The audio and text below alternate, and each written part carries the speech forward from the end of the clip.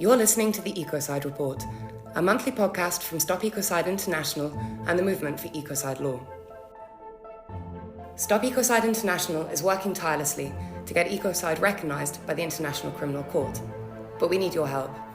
If you value this content or want to support the work of Stop Ecocide International, you can become a patron over at patreon.com for just 1 hour's wage per month. Your support makes our work possible, and we can't thank you enough.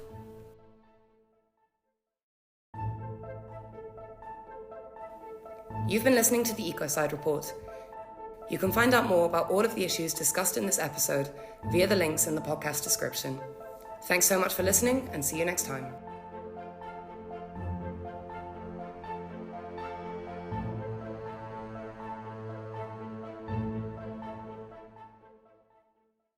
Hello everyone, welcome to episode 9 of the Ecocide Report from Stop Ecocide International, part of the movement for Ecocide Law internationally.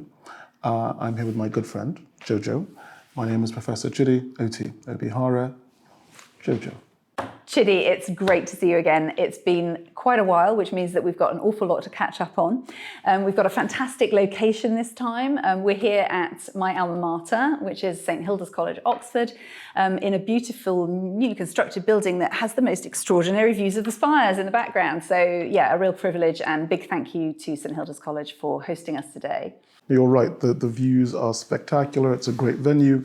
And if we start with the Office of the Prosecutor for Public Consultations and Responses, because we know that a lot has happened to try and consolidate international ecocide law.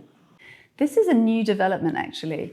So the Chief Prosecutor from the International Criminal Court, Karim Khan, earlier this year declared that his office are going to be putting together a policy paper this year on how the Rome Statute in its current form could address environmental destruction, environmental crimes, which is a really interesting acknowledgement of the fact that environmental crimes are very much under-addressed in international law. And even where crimes do exist, they're not reported, investigated, prosecuted at anything like the level they should be, given how incredibly criminally lucrative and engaged in they are, if you like. So the prosecutor put out a consultation and many, received many responses from that. But a number of them, and from quite high-profile people too, were flagging up what of course we did in our response, which is to say that, obviously it's a step in the right direction to be looking at how the existing statute, which covers genocide, crimes against humanity, war crimes, and the crime of aggression, could potentially address environmental destruction, but that in order to do so in a really comprehensive manner and to the level that is needed, a standalone crime of ecocide is needed. And of course, that's the ultimate goal of our advocacy work worldwide. Some of those respondents included the head of Client Earth, Laura Clark, included the co-president of the Club of Rome, Sandrine Dixon-de-Clèves, and a number of other very significant names, including, of course, the Minister for Climate Change from the Republic of Vanuatu, Minister Ralph Regenvanu. So are any of their responses available for people to see? So yes, there's a whole section on our website, stopecocide.earth, which covers this consultation and the responses and so on. So that's been fascinating. Excellent. And in that same vein of sort of international ecocide crime, there's the European Crime Directive as well, isn't there?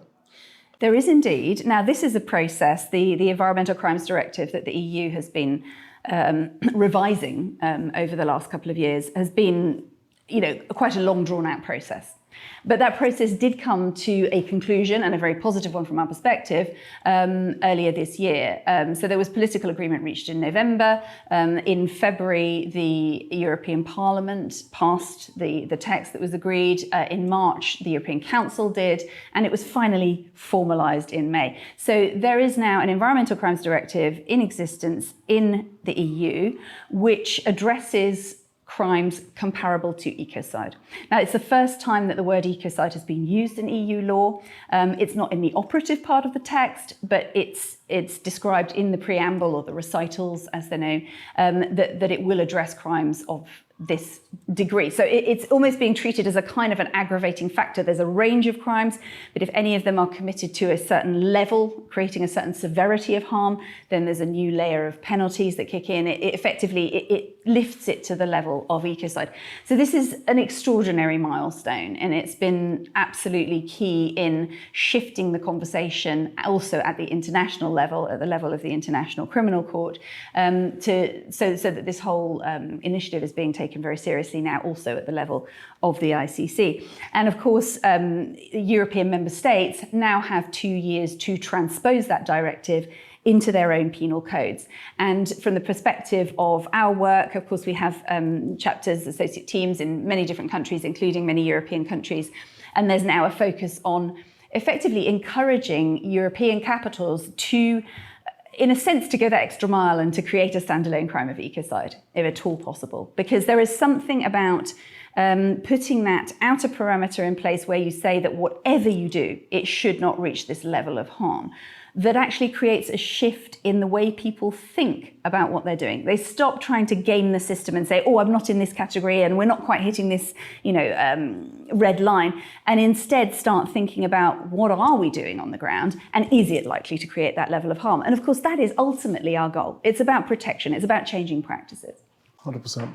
And the great thing about that is that this was driven publicly by a petition as well, wasn't there? Indeed. So we collaborated with a number of different organisations, including We Move Europe, including Avars. And of course, there were some amazing MEPs who also really drove this conversation, people like Marie Toussaint, people like Saskia Brikmont, and others. And indeed, the sort of development over the years of this conversation, in the EU took a lot of actors, it took a lot of pressure, and a lot of collaboration, and that is very much a part of how we feel we're approaching all of this. One voice is never enough. It's always about bringing in as many different supporting organisations and voices as possible, because the louder the conversation gets, the faster it moves. 100%, you create momentum.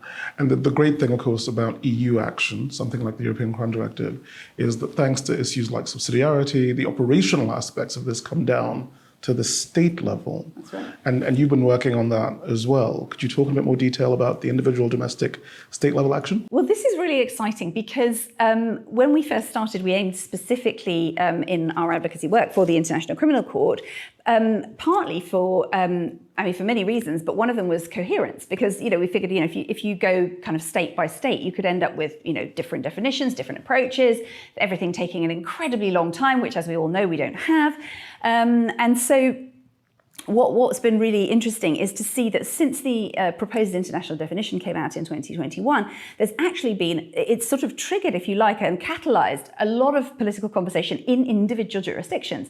But actually what we're seeing is that there is that kind of coherence emerging precisely because that definition is what has inspired it. Just last week, actually, Italy's Green Left Alliance, which had drafted a proposed bill last year, has now actually, that's properly been introduced into the parliamentary process in Italy. Moving to that, perhaps those who are the most ahead of the game, Belgium, have actually adopted at federal level a crime of ecocide now, making them the first country to adopt it at national level, but with the sense that it is an international level crime. So that's been really important as well. In Peru, there have been no fewer than 3 ecocide bills proposed by 3 different parties over the last couple of months. So that is the conversation that is going to be very, very live in Peru in the upcoming time. We definitely want that, because it shows that Peru is treating this not as a party political issue, but as a proper, global, important, domestic, basic legal issue. And this is absolutely key. And actually, perhaps at this point, it might be worth mentioning that, as our viewers will be aware, this is an extraordinary election year. There are elections across half the world this year. And what we've done quite deliberately, actually, is tried to avoid ecocide law becoming an election issue, because it is so foundational. It is absolutely about protecting humanity, protecting nature, protecting civilization into the future, and that should not be a party political issue, and neither should it be an issue where nations pit against each other either. It's absolutely about something that will support everyone, and everyone needs to come on board. And in that context, actually, it's been interesting to see, for example, the business sphere also, again, it keeps sort of becoming more outspoken about this. I mean, in Sweden particularly, where we've also seen, political discussion of ecocide again, which has been really important. But we also saw in Sweden a group of 6 major CEOs publicly endorsing ecocide law and saying that actually this is actually really important for the security of the future economy. So that's been very encouraging to see that there are now key business players that are starting to speak out as well. We've also seen the ruling party in Finland express support for ecocide law. We've seen MPs from 3 of Canada's federal political parties supporting it.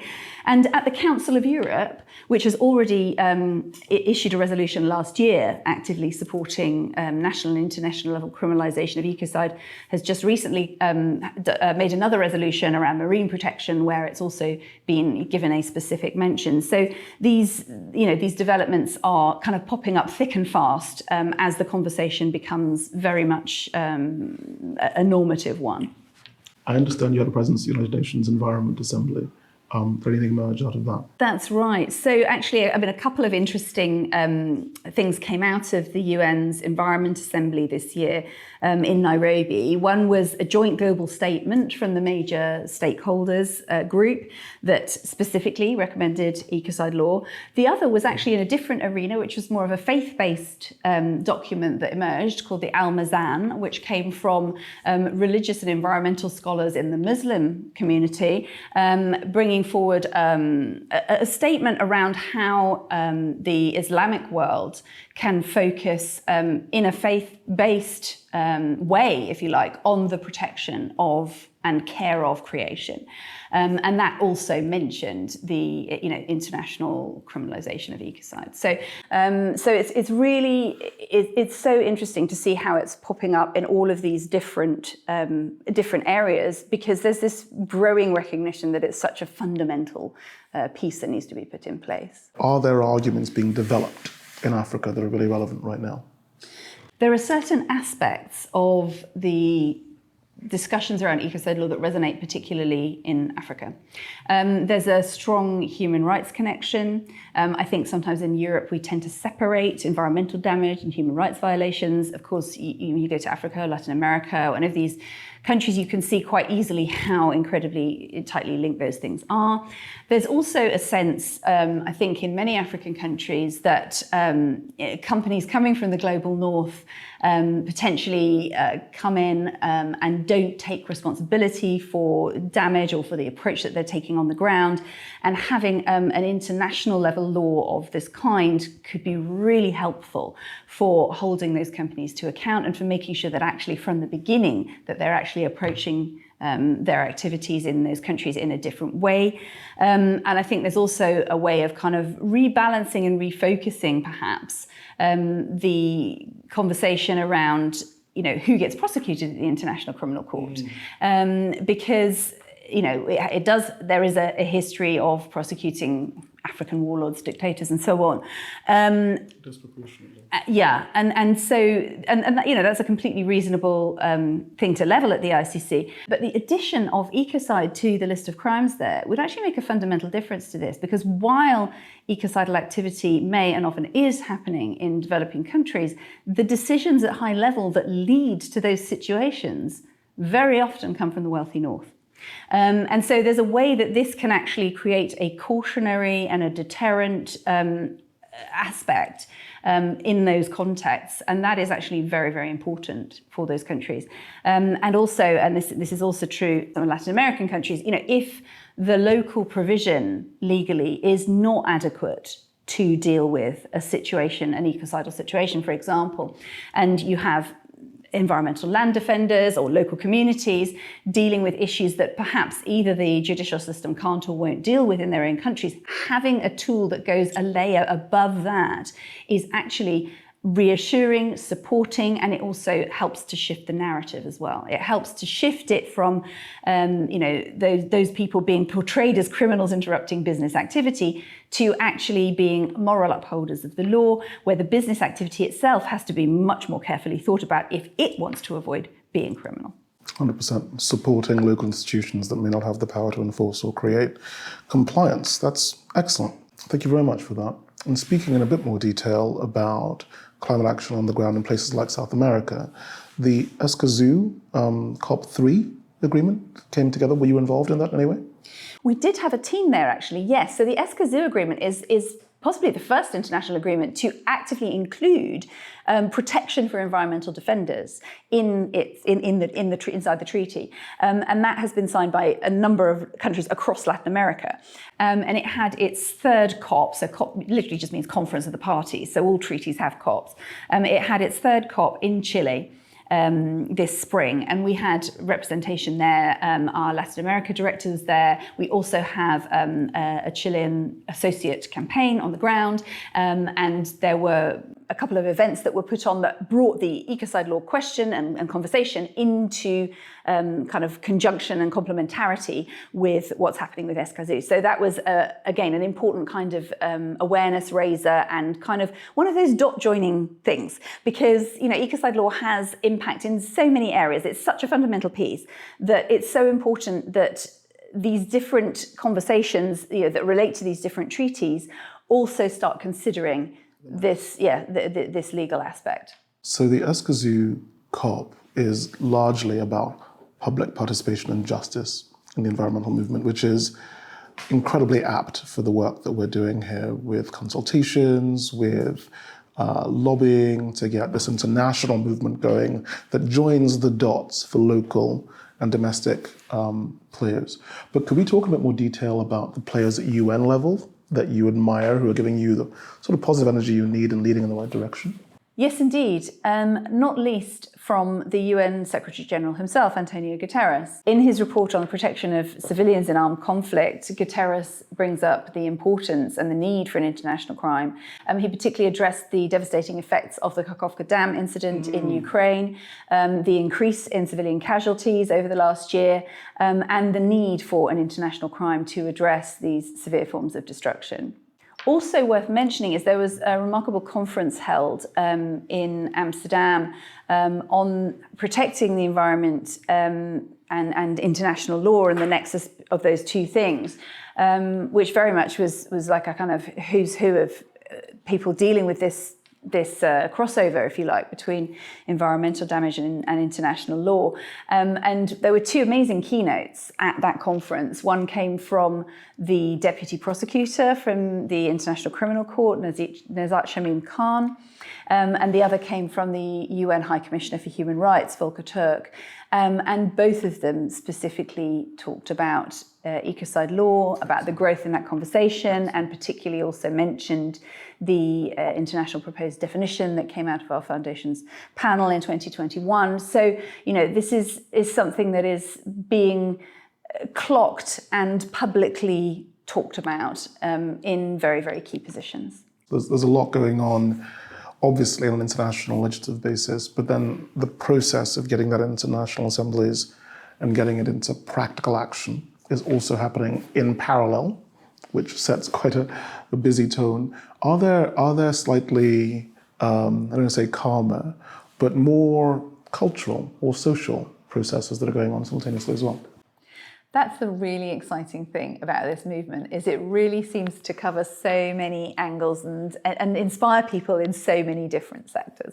In the cultural space, we've had a couple of very different but really, amazing contributions to the global movement. And one of the most remarkable was an extraordinary concert that was held in Helsinki at the end of April by choirs for Ecocide Law. Now, I had no idea that there are 37 million choral singers in Europe, and that actually, in and of itself, that's an extraordinary audience. Not to mention their audiences. And a remarkable project was put together in Helsinki, a collaboration between many choirs so that there were 1,000 singers at this mega concert, Choirs for Ecocide Law, at the Helsinki Concert Hall, singing a program, an hour-long program that's been composed by half a dozen different composers, and it themed entirely around Ecocide Law, and absolutely beautiful. This was, I mean, the Helsinki Concert Hall seats, what, 1,700 people? So 1,000 of those were actually singing at some points in that concert. It was really quite the most extraordinary thing. I was there in person. And it was followed by a panel that, you know, where we discussed the issues, you know, that were raised in the concert. And it was just such an extraordinary cultural happening. And what it also really showed, and they'd actually done some research around this in the pilot program the year before with those who had learned the program and learned the songs and actually therefore engaged very directly with the subject matter. And the result was that over 90% of those singers stated that their worldview had been shifted as a result of learning about and singing those songs. And that's just what an extraordinary theory of change, and what an effective one, you know, because all of those people are singing out of passion, but most of them also have day jobs, you know, doing other things. And therefore, you know, that message is then percolating, you know, through society in the most extraordinary way. And then looking at a completely different sector, and that's fashion. And fashion's very interesting in regard to this work because, of course, the materials involved are so wide-ranging that, you know, they touch on so many of the potential sectors that will need to pay attention to this law. But we've been collaborating with a couture designer in London on something that kind of makes a statement about the fashion world. She's creating a single sort of art statement dress, if you like, that doesn't become a collection that gets, you know, manufactured and resold. Instead, it's one piece that many contributors contribute to. And, you know, and our watchers can do this too. You can sponsor an endangered species of plant to be embroidered on this dress, which is going to end up with this beautiful coloured bodice and, you know, with all these different sponsored flowers and Ecocide laws printed into the skirts. And then that is going to come on tour with us to New York Climate Week and to COP16 of the Convention on Biological Diversity in Colombia to draw attention to the issues around and to the Ecocide law movement. And also, of course, just represent something very different that can be done with high fashion. That's amazing. I think people talk about how they align the SDGs to individual policy proposals. And SDG 17 is notoriously difficult. International cooperation is notoriously difficult. But being able to literally and metaphorically orchestrate something like that and have fashion on your side so that you can speak to people in a way that they see as impactful on a daily and ordinary basis, I think that's next level. I think it's a great achievement. Well done. New York Climate Week is coming up rapidly. You've mentioned COP16, COP3, and you've talked about all the other international commitments you have on a piecemeal basis. Talk to us about what's next for Stop Ecocide International in your calendar. So there are a number of events coming up over the rest of this year in which we'll be involved. I'm going to be in New York next week during the high-level political forum where the SDGs are discussed, and we've got a number of closed-door meetings at diplomatic level in that context. That's also really fascinating at the moment, the developments that are happening at that level, in the sense that, as I say, with the developments in Europe, things are moving forward on a much more kind of concrete basis. Obviously, with diplomatic developments, these things are never completely predictable, and all we can do is provide, you know, expert advice and, you know, help and support. But we think it's not impossible that a proposal to add Ecocide to the Rome Statute could emerge in the relatively near future. So that's obviously what we're aiming for, and that's very exciting, that possibility. There are obviously the usual kind of yearly events, if you like New York Climate Week, which happens at the same time as UN General Assembly Week in New York. We will definitely have a presence there. This year there is also a COP for the Convention on Biological Diversity, mentioned briefly before. That's going to be in Colombia this year, and we'll definitely be there with a significant team. as well as the one dress, the planet dress. And we will also be, we'll have some representation also at COP29 in Baku. We realise that it's quite controversial, the location of the COP this year, and many people are kind of, in a sense, skipping a year and thinking forward to Brazil next year. We believe it's still quite important for this Ecocide Law conversation to be present at that conference. So we will be sending a team to Baku as well. Finally, of course, and this is every year our absolutely key focus, is the Assembly of States Parties to the International Criminal Court. And this year it will be at home in The Hague, in the Netherlands. And so we will definitely be attending that alongside Vanuatu and a number of other interested states. Excellent. When is that? That's in December. Good luck. I think we're kind of beyond the luck stage. This is definitely a train that is running fast. I think one of the things that we're realising is that, we're almost victims of our own success, in the sense that, the legislative side is really moving at a pace now. And what we're really looking to do is raise awareness in those sectors that really need to know about it. So particularly, for example, corporate sustainability officers. I mean, they're going to need to understand what's going on here so that they can be of use to their employers in this respect. At the time of filming, we're about to hold an event in a couple of weeks' time, specifically aimed at corporate sustainability officers so that they can get up to speed with the developments that are happening so fast on the global stage. That's excellent and very important, because I think you imply this. Corporate sustainability officers have had to focus on climate and carbon for a very long time. But to think of climate and the round, including environmental, social, governance issues, but also, I think, really crucially, nature and biodiversity, I think there is a knowledge gap that needs to be filled there. And there is an issue of ambition, planning, and corporate awareness for ecocide that matters a lot. When and where will you be holding this sort of training? This is online on the 17th of July. So depending on when this episode actually comes out, it may... Yeah, exactly. Okay. Well done, again. We usually finish with a call to action at the end of each of our episodes. And so, at the end of episode 9, what are your calls to action? Well, actually, I've got a few.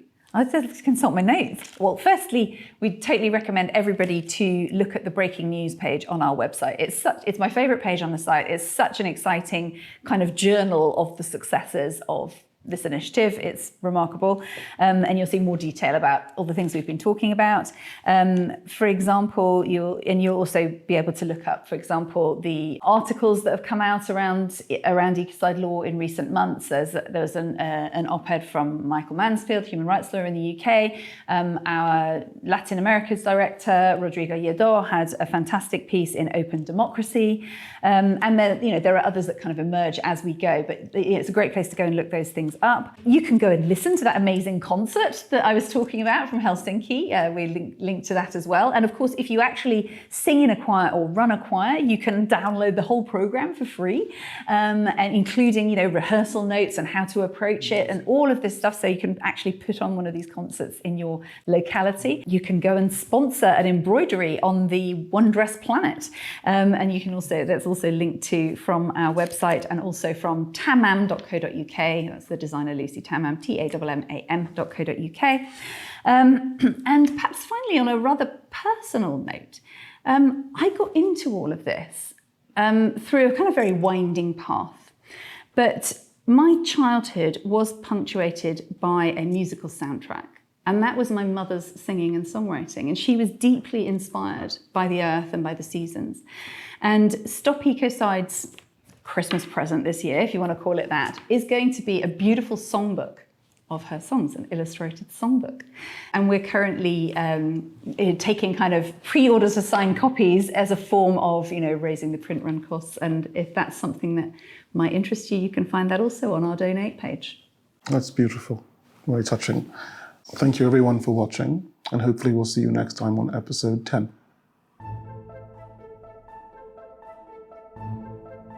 You're listening to the Ecocide Report, a monthly podcast from Stop Ecocide International and the Movement for Ecocide Law. Stop Ecocide International is working tirelessly to get ecocide recognised by the International Criminal Court, but we need your help.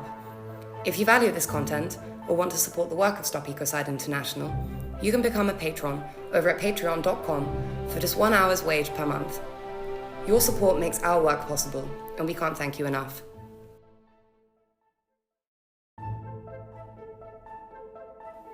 You've been listening to the Ecocide Report. You can find out more about all of the issues discussed in this episode via the links in the podcast description. Thanks so much for listening, and see you next time.